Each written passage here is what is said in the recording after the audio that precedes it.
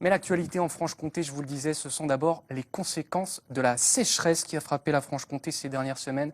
Dans le Jura, les rivières affichent un niveau très inquiétant. Conséquence, les poissons meurent par dizaines dans la Loue. Le reportage de Fleur de Bauer et de Nicole. Voilà, il reste plus que ça. Des centaines de poissons pris au piège par la sécheresse dans ce bras de la Loue. C'est un jeune pêcheur local qui a alerté sur la situation via une publication sur les réseaux sociaux ce vendredi. Un gros broc, deux gros brocs, trois gros brocs, quatre gros brocs, cinq gros brocs, une tanche. Son ami Maxime, lui aussi pêcheur, l'a relayé le lendemain. Hier, j'avais mon vélo, mon épuisette et puis mon seau. Je suis arrivé, j'ai pris mon seau, j'ai vu que ça bougeait encore un peu dans le fond d'eau qui restait. Du coup, j'ai sauté dedans, puis je suis allé les remettre dans le trou qui est là-bas. Ces allers-retours à vélo avec une épuisette pleine ont payé. Ce matin, il ne compte aucun poisson mort dans la mare où il les a placés.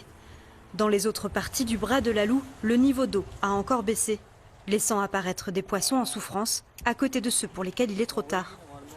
Le maire de la commune a été informé de cette hécatombe seulement ce samedi matin.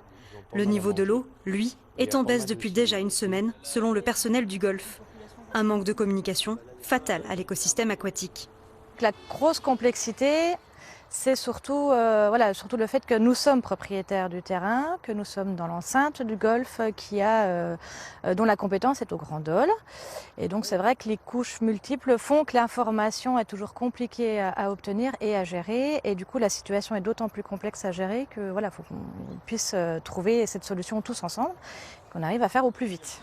Après constat et un appel à l'aide de la commune, la Fédération de pêche, la police de l'environnement, Madame le maire, le personnel du Golfe ainsi que des bénévoles se sont retroussés les manches cet après-midi pour sauver les derniers poissons vivants. Une réunion est prévue pour trouver une solution préventive à cette situation qui s'est répétée 2 années de suite.